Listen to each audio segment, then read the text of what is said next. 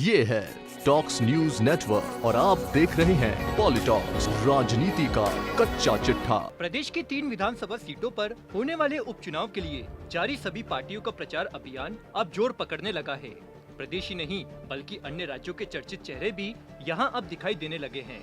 ऐसा ही कुछ भीलवाड़ा जिले के सहाड़ा उपचुनाव क्षेत्र में रविवार को देखने को मिलेगा, जहां भाजपा प्रत्याशी के समर्थन में राज्यसभा सांसद ज्योतिरादित्य सिंधिया वोट अपील करते नजर आएंगे। जी हां, मध्य प्रदेश के दिग्गज नेता और राज्यसभा सांसद ज्योतिरादित्य सिंधिया कल सहाड़ा विधानसभा उपचुनाव में हुंकार भरेंगे।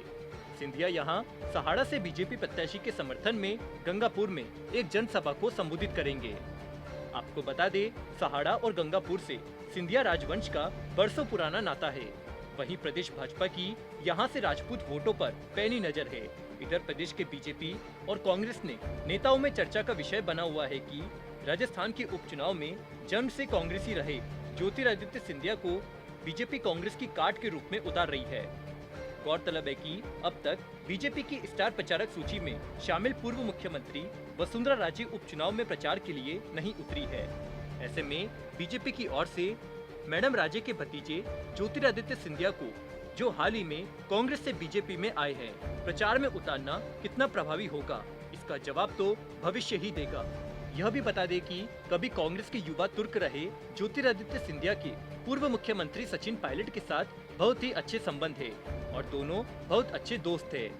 मजे की बात यह है कि कांग्रेस प्रत्याशियों की नामांकन सभा के बाद से सचिन पायलट अब तक उपचुनाव के प्रचार में नहीं उतरे हैं। वहीं पायलट से पहले उनके खास दोस्त को बीजेपी ने अहम सीट पर प्रचार के लिए उतार दिया है। बीजेपी की ओर से जारी हुए कार्यक्रम के अनुसार सिंधिया कल दोपहर बाद गंगापुर स्थित गंगाबाई मंदिर और गंगाबाई की छतरी पहुंचेंगे, जहां पूजा और छतरी दर्शन का कार्यक्रम है। बैठकों और जनसभा को संबोधित करने के बाद उदयपुर एयरपोर्ट से दिल्ली के लिए रवाना हो जाएंगे। मिली जानकारी के अनुसार ज्योतिरादित्य सिंधिया भाजपा प्रत्याशी डॉक्टर रतनलाल जाट के समर्थन में गंगापुर में आयोजित एक सभा को संबोधित करेंगे। इस दौरान केंद्रीय राज्य मंत्री, बाड़मेर सांसद कैलाश चौधरी और कई वरिष्ठ नेताओं के मौजूद रहने की संभावना है। जानकारी के अनुसार सिंधिया यहां जनसभा के अलावा भाजपा के स्थानीय पदाधिकारियों और कार्यकर्ताओं की बैठक लेंगे और कार्यकर्ताओं को जीत का मंत्र भी देंगे। बैठक में सांसद सीपी जोशी, सांसद सुभाष बहड़िया, पूर्व राज्यसभा सांसद नारायण पंचारिया, प्रदेश मंत्री श्रवण सिंह बागड़ी, जिला प्रभारी दिनेश भट्ट भी मौजूद रहेंगे।